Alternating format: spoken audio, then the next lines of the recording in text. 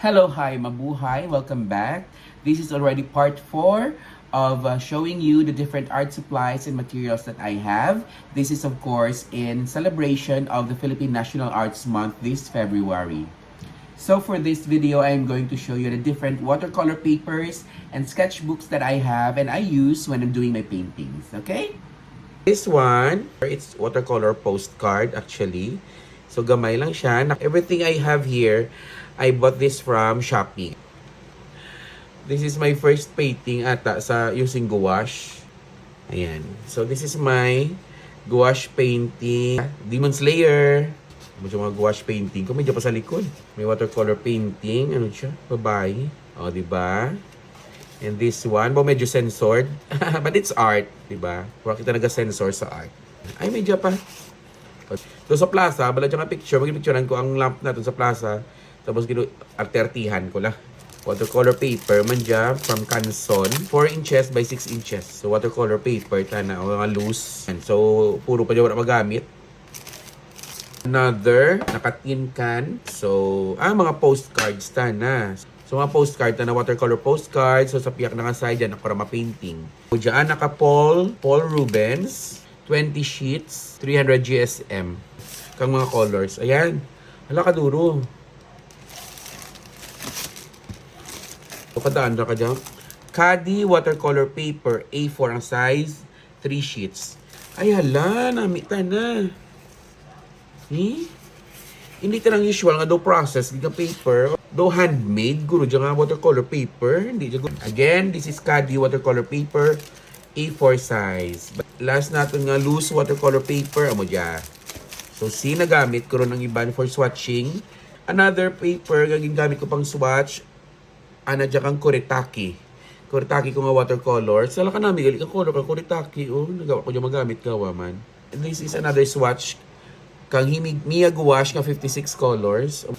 So, yung mga papel ko pa digyan nga bilin, watercolor paper. So, paggamito natin rin, So, let's proceed to our watercolor pads. So, amo dyan. Watercolor block or watercolor pads.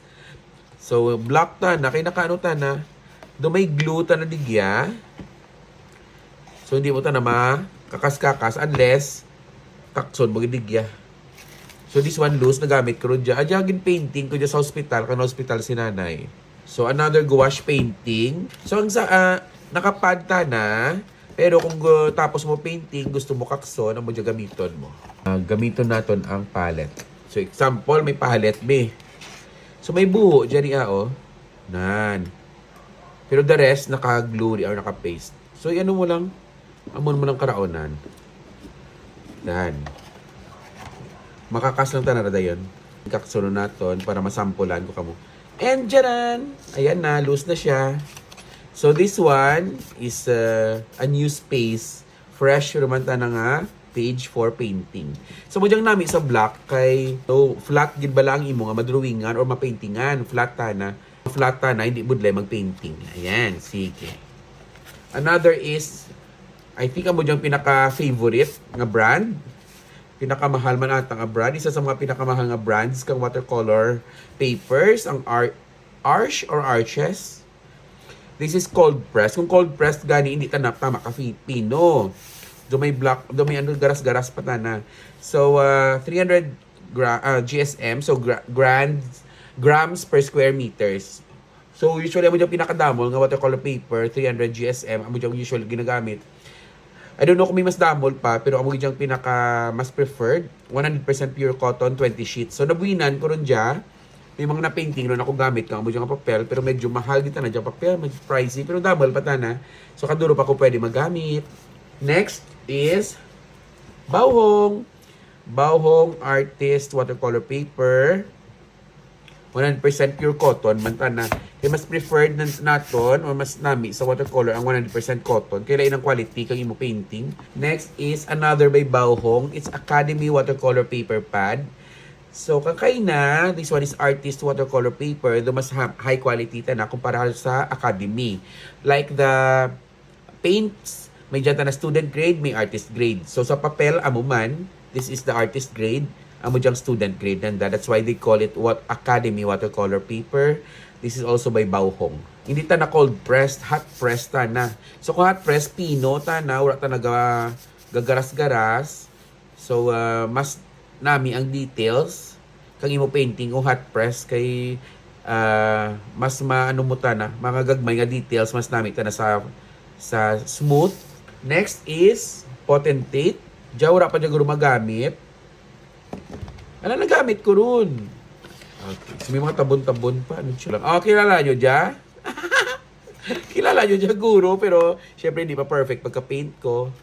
Diyan, tanaan na nga, ano, nga, wala nag-glue nga part. So, magkakaskaw, digya ka mag-pisa.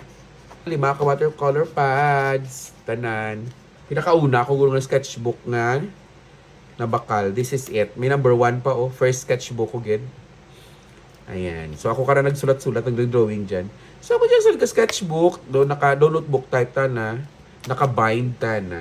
Iban ka na, kung na naka-bind, naka-spiral nga, na do notebook na bala. Ayan. So, mga stickers lang dyan, hindi ko dyan artwork. Stickers. Dyan, sunset, dyan picturean ko dyan sa Barangay 8. Ay, ginsend dyan ni Ma'am Mayra sa akon, nga picture, ginpa-testing na watercolor sa akon. Siyempre, ga-practice pala ako, hindi pa kanami, gin. Dyan, I don't know kung sino na si Kilawin or ano rang Kilawin. Nububrahan ko lang. Ayun, nububrahan ko lang. This one is, siyempre si Mickey Mouse na may galaxy. O, diba? This one, practice ko sa floral and dahon. And wala na. Watercolor journal. Ako maka dyan nagsulat gamit ang acrylic nga marker. Ayan. So, ibutan ko mga sticker.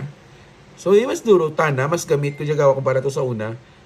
Yan, mga sticker. Mata na mi unblock ko dyan. Tutukan ko dyan. Kung sa picture, tututuon na ng tawon ng mata, di ba? Ayan. Nung dyan, practice. Nag-practice mo ako sa calligraphy. Diyan arko na to sa Tubang Munisipyo. May swatch man ako kang Prima Marketing Classics. Galing yung tao ko to, guro. Diyan si Rizal Monument. Diyan, ang aton man diyan nga na lamppost diyan sa plaza. Diyan mga color chart, tinubabrahan ko, red, blue, yellow, ang primary colors. Tapos mix ko. Diyan, syempre sandia, donut. May mga dolitupad. Parang ngayon kung ano lang St. Louis de Marilac. O diba, kung ano lang ginapang ko. Siguro kang May 4, amo dyan ang mga gakaratabo sa kabuhi ko. Diyan malanlaing ang mga brush strokes. Diyan try ako mag-create ng mga style nga daw ano tawag ka dyan? Mosaic na style kay watercolor. Next, may dyan ako pinakagamay ko nga watercolor notebook. Practice flowers, vertical lines, horizontal lines para magsagad sa drawing. Pero ako ginapadayon. Ayan, this is watercolor. JBL ako dyan nga nga speaker, Bluetooth speaker. Ginitestingan ko watercolor. Nami manayan. Diyan sa may, hindi ka rin dyan. Kalinog. Hello, Kalinog. Nato kami sa may Taytay, ito Kalinog. Doon may park dito. Doon kita ko. Diyan drawing ko. Lata nakagin watercolor. Mo dyan na pinakalabog kung ano bakal nga watercolor, notebook or sketchbook. Wow! Diba may mga drawing pa ako kung anek-anek? Ayan. Pwede ko pa dyan mapraktisan. No, diba? Pwede sa watercolor, pwede sa gouache. Next is this one. Diya painting ko man diya. Blanco lang diya, super plain. So, ginpaintingan ko para do unique. Gamit ko rin kaya karang himi gouache. So, anong sulod na yan? Ay, pero ako first page. This is by Strathmore. So, amo diya, amo diya gin-drawing kung nga ginahimo ko profile kauna sa akon nga TikTok kag Instagram. Pero talaga nislan ko ron. This one, also on my Instagram. This one, sa picture ko diya, nga nagaguyod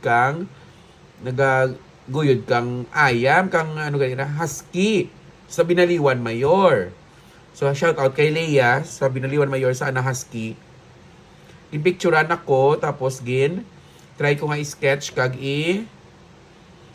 painting. So, hindi ako successful, digya. Kaya ang akon nga marker, hindi galita na waterproof. So, pag umpisa ko butang watercolor, nag-smudge ta na. Ayan. So, duro pa. O, diba? This one, medyo kalain ang cover. Kaya ako masapakan. Pero ata, dyan kabawhong. Kabawhong. Let's see kung ano sulod na. Ayan. First. Ba't may first?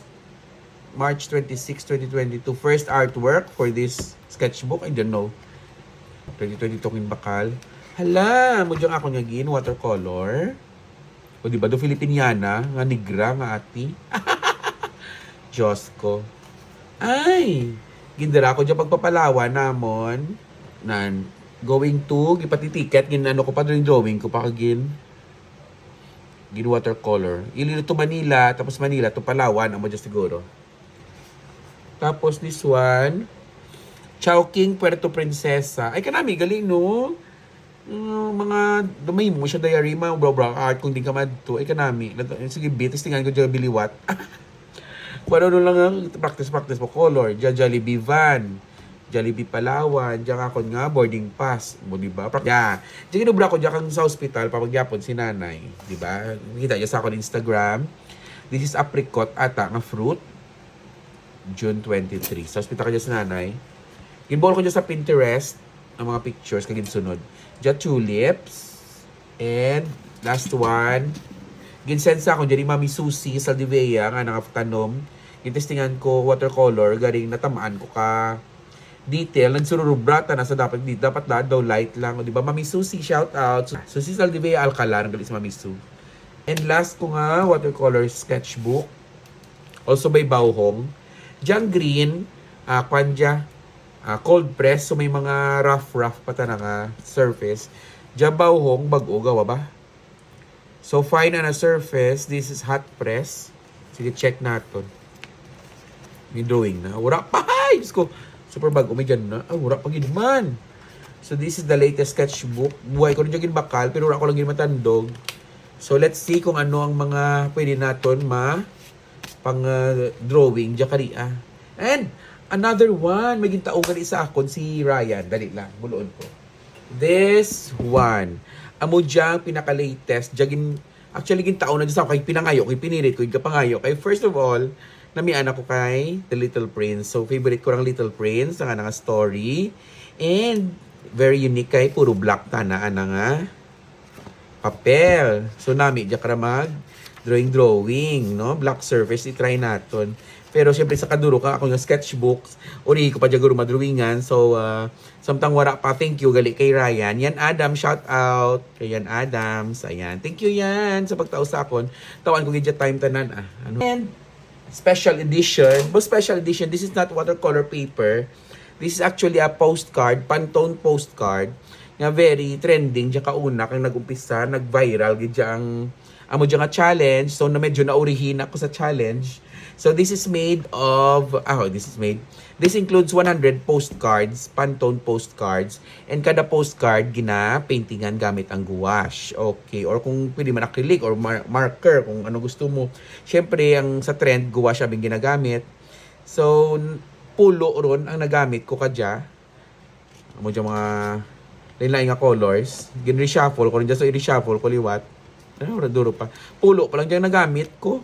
So makita nyo dyan sa akong TikTok ag sa akong nga Instagram. So akong TikTok and Instagram Jart, JHEEIII space art. So amo dyan mga napang painting ko ron. Dyan na sa akong Instagram, dyan na sa akong nga Facebook. Sa Reels ko sa Facebook, dyan na sa TikTok gid. And syempre nakapasunod na 1 to 10. Ayan. So, ika-11, sa sunod ko na isupunan. So, 100, may 90 pa kung nga pwede paintingan. So, luwas sa watercolor paper. Amo dyan ang special paper nga ginagamit ko ang postcard. So, medyo mahal ang postcard, pero worth it man kung makaumpisahan mo rin painting. Okay, so amo lang tutanan ng mga watercolor papers, watercolor blocks or pads, and sketchbooks nga may dyan ako, nga ginagamit ko for paintings, kaduro, gali kag kanami, gali no, ginbalikan ko ang mga sketchbooks dito, ko rin nadumduman, kag interested, gina ko kapadayon to, hasta matapos ang mga sketchbooks ko, hindi na ako magbakal-bakal, promise, kang papel, hasta hindi ko maubos tanan. So, thank you for watching, and I do hope that you will continue to watch me on my next videos. Siguro sa next episode naton, I'll show you my different frames nga wala pa magamit para sa akong mga paintings nga ginabaligya kag gina-display. So that's it. Bye. Thank you for watching. Mwah.